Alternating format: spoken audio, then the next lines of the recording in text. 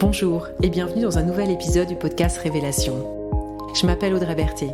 J'accompagne les individus dans leur parcours de connaissance de soi et d'épanouissement personnel et professionnel.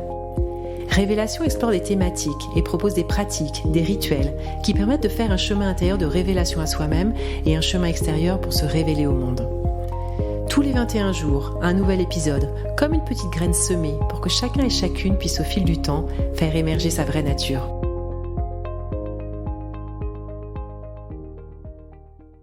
Aujourd'hui, j'ai envie de vous proposer un rituel que j'ai personnellement commencé à introduire dans mon quotidien il y a maintenant plusieurs années et que je propose dans mes accompagnements.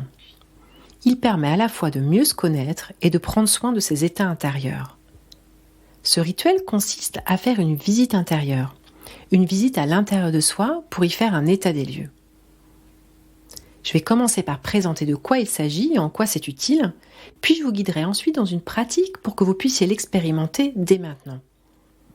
L'objectif étant cependant que vous puissiez reproduire ce rituel à d'autres moments et aussi souvent que vous en aurez besoin. Pour que cet épisode et cette pratique prennent encore plus de sens, je vous invite à écouter mon podcast sur le pouvoir du dialogue intérieur, si vous ne l'avez pas déjà fait. Alors, un état des lieux intérieurs. Drôle de programme, vous vous direz peut-être. C'est vrai que c'est une proposition inhabituelle. Et pourtant, elle a énormément de vertus. Elle participe à nous aider à mieux comprendre certaines de nos humeurs, certaines de nos réactions, et surtout à nous permettre de pouvoir les ajuster pour les rendre plus adaptés et plus confortables. En définitive, faire un état des lieux intérieurs nous permet d'être mieux avec nous-mêmes. Pour partager mon exemple personnel, je me fais un état des lieux intérieurs à chaque fois que je me sens contrariée ou agacée par quelque chose, par quelqu'un, ou bien que j'ai des réactions qui partent un peu au quart de tour et qui me surprennent, ou plus globalement lorsque je me sens pas très bien. Plutôt que de rester avec ce mal-être intérieur, je fais comme un arrêt sur image et je vais chercher les déclencheurs extérieurs et surtout intérieurs qui m'ont amené à me sentir comme ça. Comme nous l'avons vu dans l'épisode sur le pouvoir du dialogue intérieur, les déclencheurs extérieurs sont un événement, une situation, quelque chose de factuel qui se passe ou qui s'est passé. Et les déclencheurs intérieurs ou processus intérieurs sont nos pensées, ce que l'on se raconte à propos de ce qui se passe et nos émotions. Comme je l'indiquais à travers mes exemples personnels, cette pratique est utile à mettre en place à chaque fois que vous vous sentez agacé ou contrarié par quelque chose. Et j'ai envie de dire aussi souvent que vous le souhaitez, car elle contribue à s'entraîner à devenir plus conscient de son dialogue intérieur. Et c'est vraiment une bonne chose quand on sait l'impact qu'il a sur nous. Je vais donc maintenant vous guider dans le déroulé de cette pratique. Et je vous propose de l'expérimenter pendant que je la déroule. Pour ça, vous allez avoir besoin de 2 choses. Premièrement, vous accordez 3 minutes sans rien faire d'autre. Et rien que ça est en soi une pratique intéressante. Deuxièmement, être dans un lieu où vous vous sentez à l'aise de fermer les yeux, car ça va faciliter la pratique. Ça peut cependant tout à fait être dans un lieu public. Je pense par exemple à un trajet en transport en commun. Le fait de fermer les yeux nous permet de nous relier plus facilement à ce qui se passe à l'intérieur, comme si on tournait notre regard à l'intérieur de nous, au contact de ce qui s'y passe. Je vous invite maintenant à retrouver une situation, un moment récent où vous vous êtes senti contrarié par quelque chose qui s'est passé ou agacé par un de vos comportements. Globalement, un moment où vous n'étiez pas à l'aise avec une situation, sans que ce soit un grand drame. Je parle de petites contrariétés. Pour vous donner 2 exemples concernant et que je pourrais utiliser, hier soir, lorsque je me suis couchée, je me sentais pas très en joie. Un peu contrariée, sans bien comprendre pourquoi. Ça a d'ailleurs perturbé mon endormissement. Ou encore aujourd'hui, j'ai eu une réaction un peu brusque et qui m'a surprise vis-à-vis d'une amie que j'aime pourtant beaucoup. Je n'étais pas à l'aise avec cette réaction et je ne savais pas quoi en faire. Prenez le temps de retrouver un exemple avant de démarrer la pratique. Ok. Maintenant que vous avez trouvé votre situation, je vous invite à fermer les yeux, à prendre une grande respiration consciente en vous détendant sur l'expiration. et à imaginer que vous appuyez sur le bouton pause, arrêt sur image, au moment où vous ne vous êtes pas senti bien. Au contact de ce moment, de cette situation, je vous propose d'aller rechercher ce qui s'est passé juste avant. Qu'est-ce qu'il y a eu comme événement, comme déclencheur extérieur à ce moment-là ? Ça peut être quelque chose de très bref, une phrase que vous avez entendue, un regard particulier, ou bien une scène plus longue, une conversation avec quelqu'un, ou toute autre chose.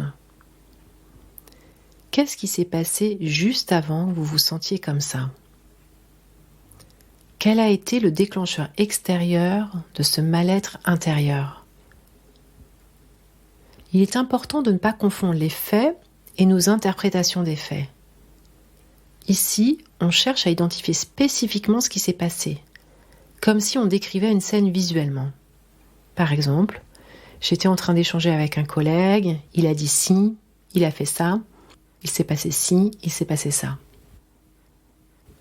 Laissez ça de côté.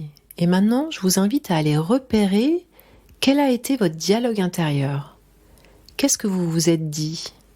Qu'est-ce que vous vous êtes raconté à propos de ce qu'il était en train de se passer ? Cette étape demande toute notre attention.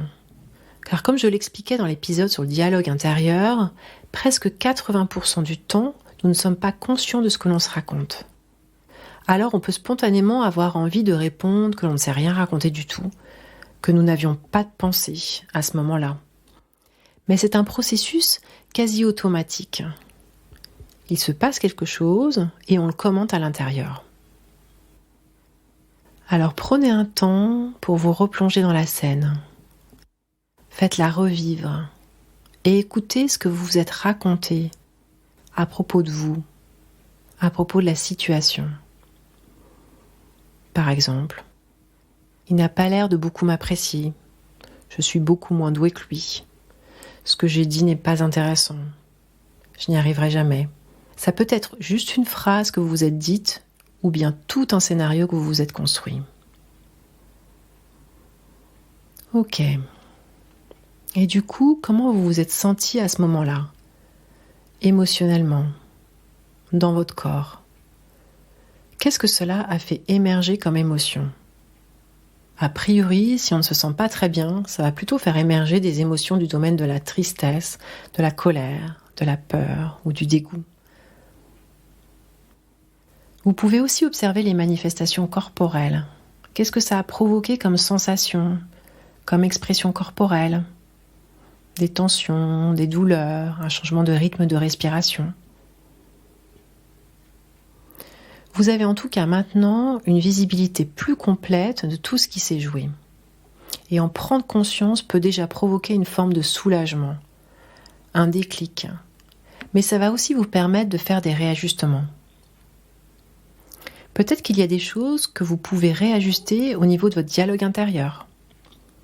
Peut-être qu'il y a des actions qui dépendent de vous, que vous aimeriez poser. Ou alors c'est votre corps qui a besoin d'une attention particulière. Sur quoi vous pouvez agir qui dépend de vous pour soulager votre ressenti. Avec la pratique, cet exercice se fait très rapidement. On se pose, on fait un arrêt sur image, on revisite la scène, on s'intéresse à ce qui se passe à l'intérieur et on voit s'il y a des choses à ajuster. Généralement, il y a toujours au moins un petit élément du dialogue intérieur qui peut être vu. Je vous invite à tester ce rituel la prochaine fois que vous vous sentez contrarié par quelque chose. L'idéal est de faire cet état des lieux intérieur le plus proche possible du moment de la contrariété. Ça permet d'une part de faire une pause et de s'offrir un temps de respiration par rapport à ce qui s'est passé, puis de ne pas laisser un mal-être intérieur nous envahir trop longtemps, alors que nous avons sans doute la possibilité de le soulager. Vous écoutez le podcast Révélation, c'était l'épisode « Faire un état des lieux intérieur ». Merci de votre écoute et de votre présence. Si ce podcast vous a inspiré, partagez-le autour de vous et abonnez-vous pour recevoir les prochains épisodes. Au plaisir de vous retrouver bientôt et je vous souhaite d'ici là de belles expérimentations et de belles révélations.